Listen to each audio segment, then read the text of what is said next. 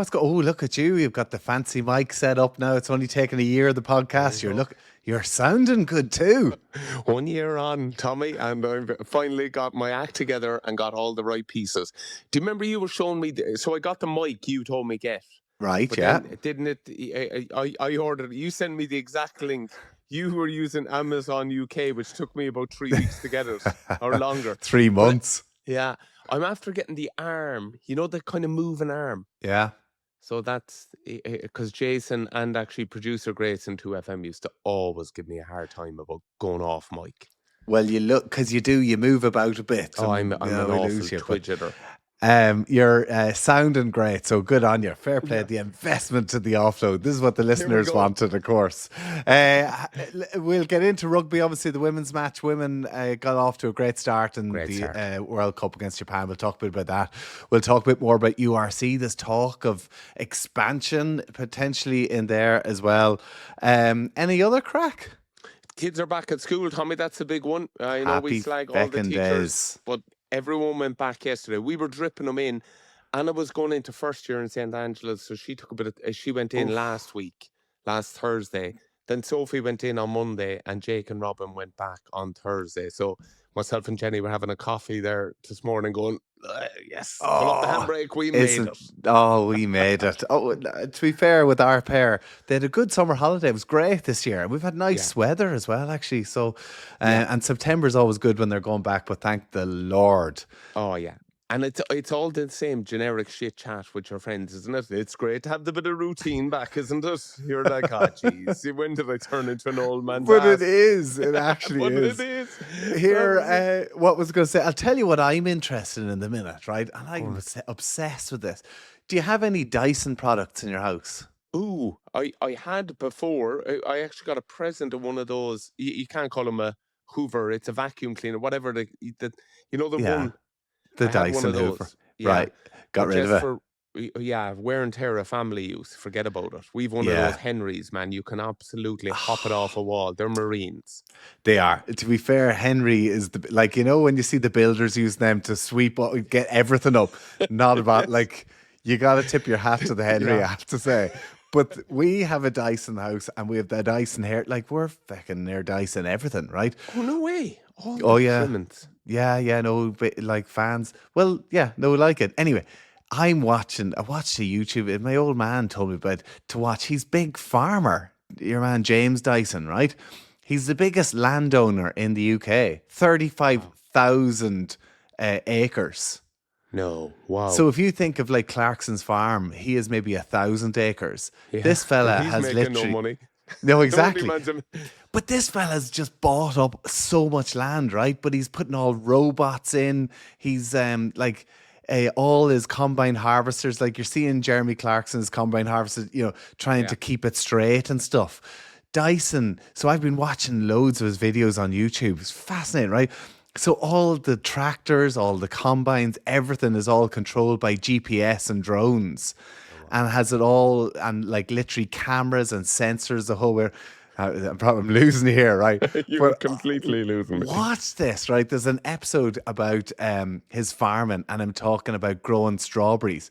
So he has a big bee in his bonnet. He says, we have perfect temperatures here in the UK, but Ireland as well, to grow food. You think about Irish beef, you talk about Irish...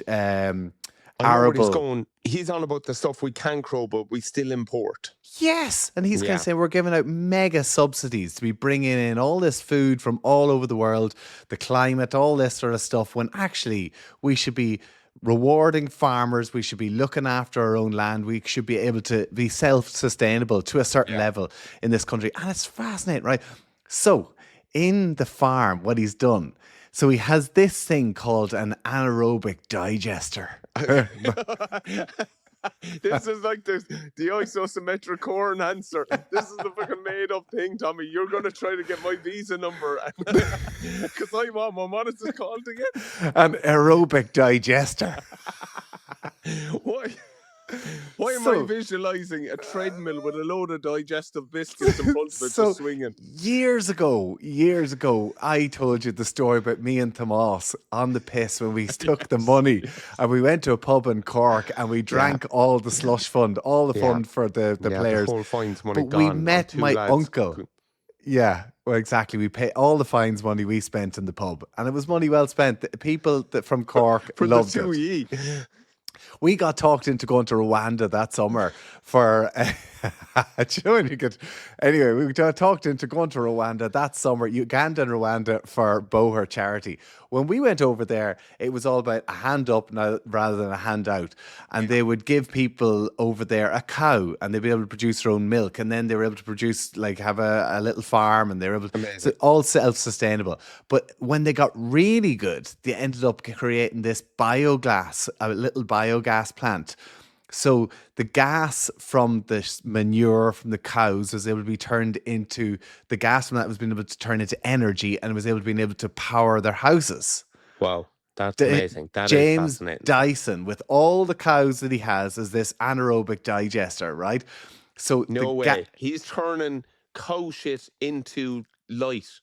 Yes, but not just light, right? So he's powering 10,000 homes in the local area, right? All the heat, so it produces excess heat. So then what he does is the heat goes in to either dry all the crops for all the animals, or the feed for the animals, or else the other excess heat goes in to go in and heat the strawberries, so that he can grow strawberries 12 months of the year, pretty much round the clock. And then he's able to create robots that have all artificial light, but then is able to grow, like, and has this like twisty thing that moves them around at certain times. It's fun. And then he has robots. I'm going to put a time window on you to talk about it, because I just know how passionate you are about Dyson at the moment. I feel like 4 hours in and you going, and then the curling one just clicks straight onto it. It's honestly about Dyson. If Dyson was so fucking good, Tommy, why hasn't he come up with easier ways to fix his product? Have you noticed if you with a Dyson, if it breaks or if something goes wrong, repairing it's a pain in the ass. That doesn't happen. It's buy a new one. That's where he sees the future. And I know you're right. We don't repair things anymore. But he said the future in the next 10 years will be, everything will have sensors. So your hairdryer will realize, hold on a second, the sensors are gauging what sort of, what a day your hair's had. And it's be able to adjust. It can adjust to if it's breaking and let you know and all this. Your hairdryer telling you you're going bald in 3 weeks' time. Exactly, yeah. So, but no, you're right. Nothing gets fixed anymore. And this is the other thing. So I'm an engineer. So me and James Dyson, we think the same.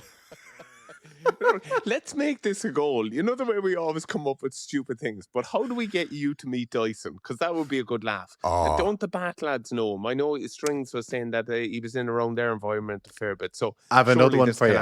I have another one for you. I'm calling it. Nick Williams. Do you remember Nick Williams? You know Nick Williams. Yes, yeah. Oh, brilliant number 8 for us in Munster. Well, sorry. Unfortunately, was injured for us for an awful lot of the time. He was north. Outstanding for Ulster. Got player. URC Player of the Year for Ulster. Just a great guy. His wife Gemma, 2 kids and everything else. So Nick moved back to Wales, or was playing in Cardiff, was living in Barry, Gavin and Stacey land. No and I bumped into him. Off the pier. Yeah. But listen, it's Nick then, life after rugby, trained to be a bodyguard. And he was James Dyson's bodyguard. Shut up. Promise. He'd make a brilliant bodyguard. Unbelievable. And James Dyson loved him because he wasn't one of these former Marine police people who, as soon as someone closed the door, they're reaching for the gun. Nick was just going to kung fu your ass. Do you know what I mean? Like arm wrestle you. He'd have a compassionate side as well. He'd know what a pothole is, and you know what I mean? Totally. And he loves rugby. James Dyson loves Bath rugby. Well, so him and Nick were in the car and they just talk rugby all the time. So Nick was his bodyguard. How cool is that? Brilliant. We'll get on to Nick Williams to make sure that you can meet your hero, James Dyson, who fixes nothing and just gives us these brilliant He fixes dreams. everything. He fixes everything. Well, why doesn't he fix his own fucking Hoovers? If he can sort that. Do you remember going to Poland? We used to go to Spala to train. How many Spala camps did you do? I did 3 or 4. Yeah, they were nasty old, weren't they? But the biggest thing I noticed in Spala was everything was always fixed. I remember once we weighed the 25 kg dumbbells, and between all the welding to hold them together, they actually weighed 27 kgs. You know? Right. Yeah. I love that. Oh, this is too heavy. We're going to weigh this to check. I know it says 25 on it. What if it's just all those kind of ones that you were like, because I remember it there for a time in Munster when we kind of 2 centres, so you couldn't put the facilities in both. But like, if a dumbbell broke, that was the end of it. So for ages, we didn't have, I think, 32s. We'd 132. So you'd use a 32 and a 35 and then swap them for the next rep. But my point is, in Poland, everything got fixed. You know what I mean? Fixing things. Whereas now, like my in-laws, Paul and Gillian, they bought a bike 18 months ago and they're looking to try to get some part of it fixed. And they were like, it's out of stock. It's done.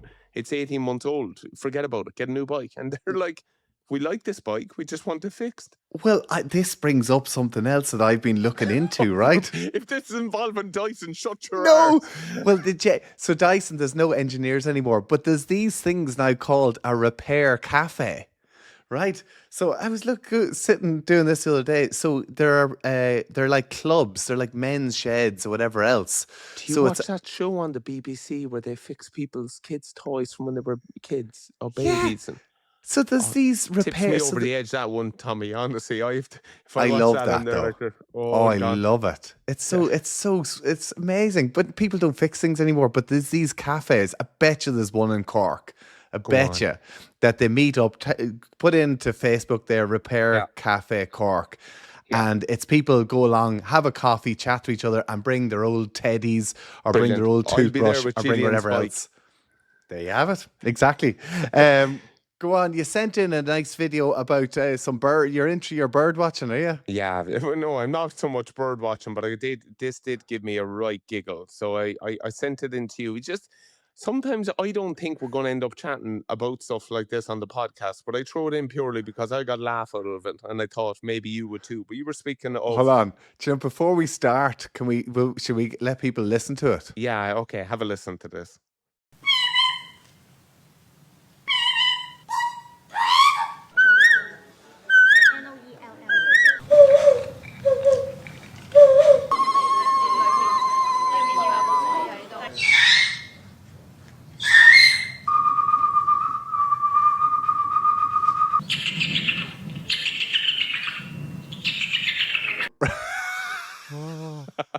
Do you know what that is?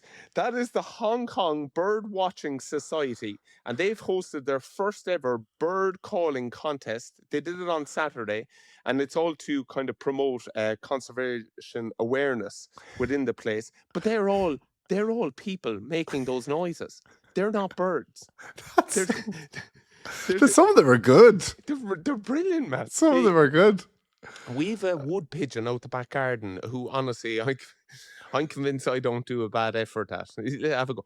Hoo, hoo, hoo, hoo, hoo. No, we have one of those as well. I even recognise that. See, I was chatting to you there. No. Not as good. I was able to do this one. You know, when you were small, just learning, putting your hands together, and I thought I could do an owl. That's not bad, sure it's not. Get out. Was I actually... That was me. Do it again. That was me. Look, you put your 2 thumbs together and then you kind of blow into the gap.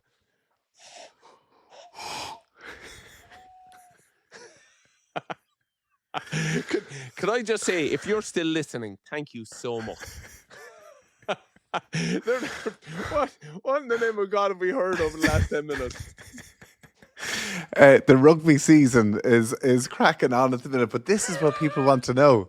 That owl was really good. I'm impressed with that. Thanks, Fair Tommy. play. Yeah, honestly, that's my 2 talented moments. So when did you practice? When do you practice that? I practiced it during boring summers in Murteville when I was about 7. I honestly, it's nuts. I saw some young fella doing it on the wall down beside Murteville Beach, and I thought, you know what? I fancy a pop off that.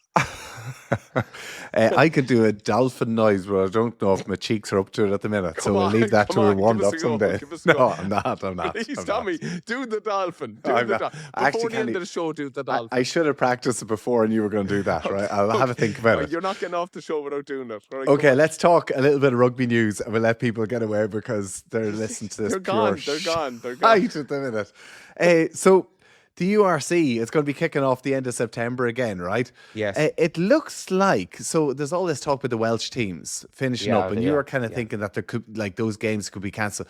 So I believe, so there's a story in the Telegraph about the Welsh teams and potentially new additions to it as well. So you were wondering about Munster's matches against Cardiff and Dragons. And Scarlets. Munster's 2 opening games are Scarlets and Cardiff. And I was thinking, with all the talk that's going on around Welsh rugby, are we even going to have fixtures? But you inform me.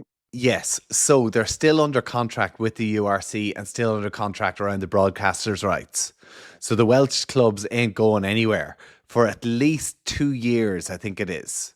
So, well, definitely 1 year anyway. Sorry, it's as if I heard it right. This is normally where I hope a producer. No, where it's like, honestly, do you know what I have with the whole Welsh scenario? That it's death by 1,000 cuts. Like, isn't it? It just make decisions and stand over it. Whereas, like, all that we're hearing is, we want your opinion on stuff. Stop giving. The longer you drag these things out, the worse it's going to take. Pull the band-aid off, lads. Do you know? It just, and it's not really fair because you're right, and you informed me that those teams probably, you know what I mean. We're going to have them. Munster will play the Scarlets first game of the season. Definitely this season. I think next season as well.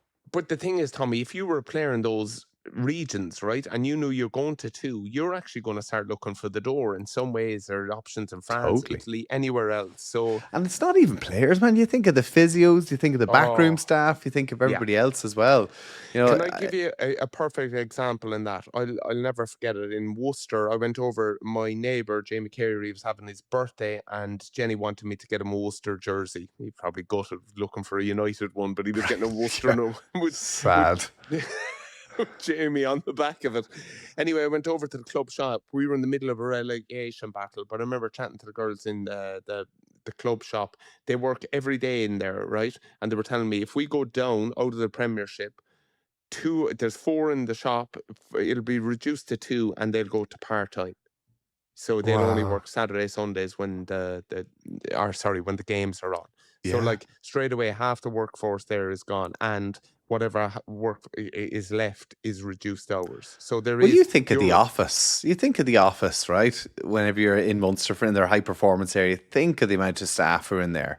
Huge. Like, to think that out of 4 of them could go down to 2. Like, and exactly, everybody points at the players. But the players are already fairly well paid. It's the other people. But now a lot of those people will be well trained and well qualified to be able to move into other jobs where the rugby lads aren't quite so well qualified for turning on noises. What can you do? Why, bar rugby, what can you do? I can do a wood pigeon. Lads, what you need to start researching Dysons. Aerobic digesters. Shut up. It's you should see the strawberries. Tommy, the strawberries are honestly, unbelievable. Please, I'm going to actually find some way of giving you a belt. Tell me this. You did have some good hope, though. You were saying that they're looking for the URC to also grow. Is this a smoke bomb to take away from the distraction of what's going on with the Welsh unions? No, obviously, if you're going to be going down 2 more teams, like, there's already quite a small group of games. Like, we're not playing home and away as it is, I don't think, in the season.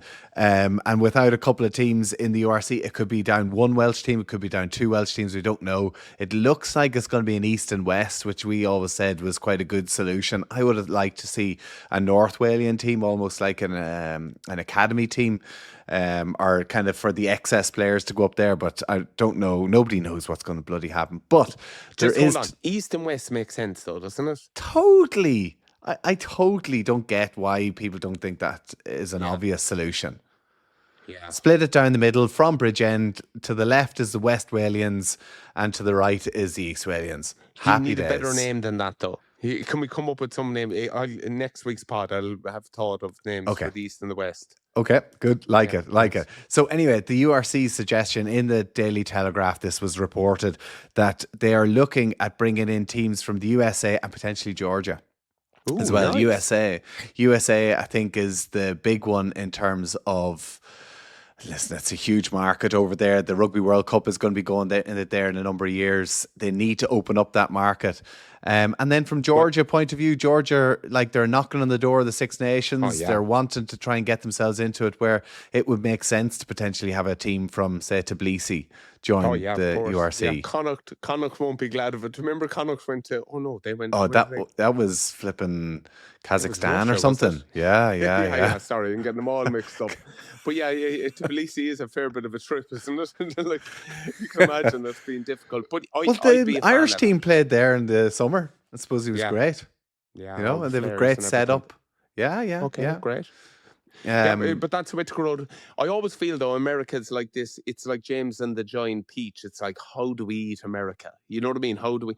Because I actually think rugby is well suited to that American audience, isn't it? I think they'd like the collision-based nature of it. They'd like the physicality. They probably like the way the game kind of keeps moving.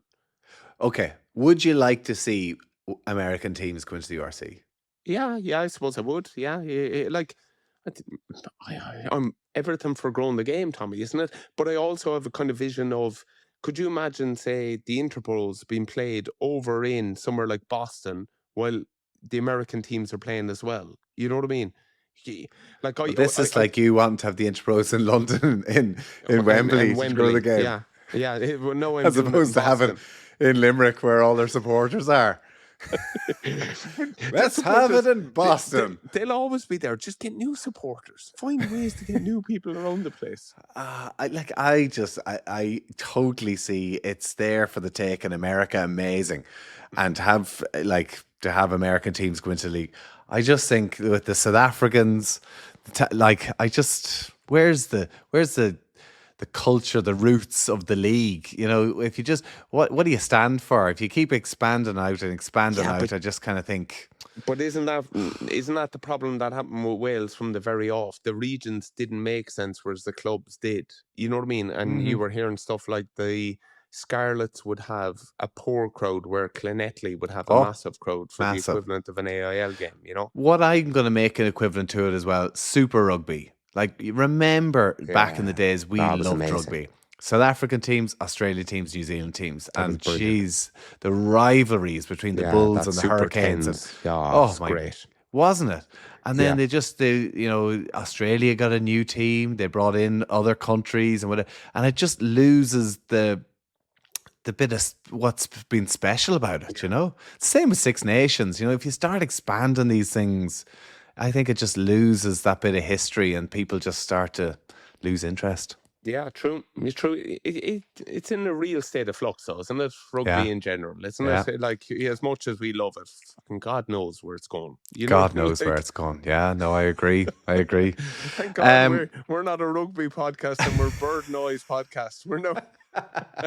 Derek Mooney, watch out, we're coming after you in the bird space. Well, James Dyson is looking after the biodiversity of the birds, and that's one thing that they're on a Dyson plug here every time. It's like Drico with the Powerade. Drico, our defender, or anything else you get a few quid from. One thing that is going well, and it's amazing to see the Women's World Cup. Jeez, the crowds over there are unbelievable. 14,000 watching Ireland against Japan. Pulled out big performance as well, and it's fantastic. The women's game is growing, and I don't think you're going to get anywhere better to grow it than England. Agreed. And look, we're seeing probably what you see at the start of professionalism. We're seeing blowout wins between the teams that are very professional compared to the others, and that's just the nature of evolving. So I don't nearly fault that. I think, like, when it comes to kind of quarterfinals, we're going to have meaningful games, but it's really good rugby to watch, isn't it? It was. I enjoyed. Yeah. Just even the opening night. So I have to come clean on something. Remember, I told you I wasn't really. You hate England, yeah. Well, that was harsh. No, hate isn't. But I would say it might be disappointing for rugby if they won it. We did the O'Callaghan sweep where everyone got a team, and I'm after landing England, so I'm fully invested now. There's a fiver each from all the O'Callaghan's in it, and my competitive genes are kicking in. So could you have got Spain and Brazil and whatever else as well? Jenny's mom's going bananas because she got Brazil. She's like, and then Jake is there. It's just a pity it's not the soccer brilliant. So you're saying there's a chance? So I'm fully. So you got England, did you? Yeah, I'm. Were you one of the first out? Yeah, to be fair, and as soon as they scored their first try off a maul, I was there, this is going to be uncomfortable. But to be fair to them, I actually think watching them against the USA, they have added more to their attack. My fear is when the games get bigger, they'll revert to type and just rely on power to arm wrestle every other team over the line, which, as a former player like that, I don't fault. Do everything to win. It's easy to play exciting, expansive rugby when you're just dominating up front. Yeah, that's very true. But And then, sorry, Tommy. Well, I just look at these teams like Australia 73-0 against Samoa. My other team. They actually? I did really well. I'm shouting for an Aussie-England final. How much is? Did everyone put a fiver in? Yeah. They all put a fiver in. €35 back. Great. I'm telling you, isn't it great money to be making?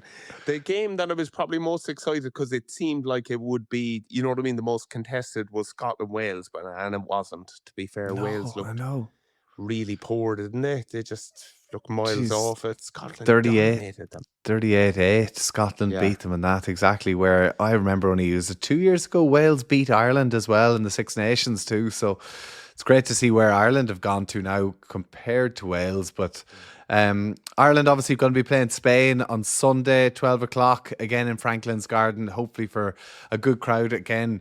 I mean, realistically though, Donncha, I kind of think because first and second are going to qualify out of the group, that Japan was the biggest banana skin. You know, now you win that Japan game, you'd be expected to beat Spain, and all of a sudden you obviously want to beat New Zealand, but win or lose, you're going to be going through to the quarterfinals anyway. Yeah. So that Japan one, just the pressure of it and the expectation as well. And Japan, a good, well-organised team. So, yeah, no, it was a big win for them. Well, that Eve Higgins try, the intercept try was the moment, wasn't it? Eve is the classic Eddie O'Sullivan. That's a 14-point swing going coast to coast. You know what I mean? I was there like, geez, good on her. She is some player, She's good, isn't she? Yeah. The other break that she made too. The break for Tweets a try. Yeah. We got off to.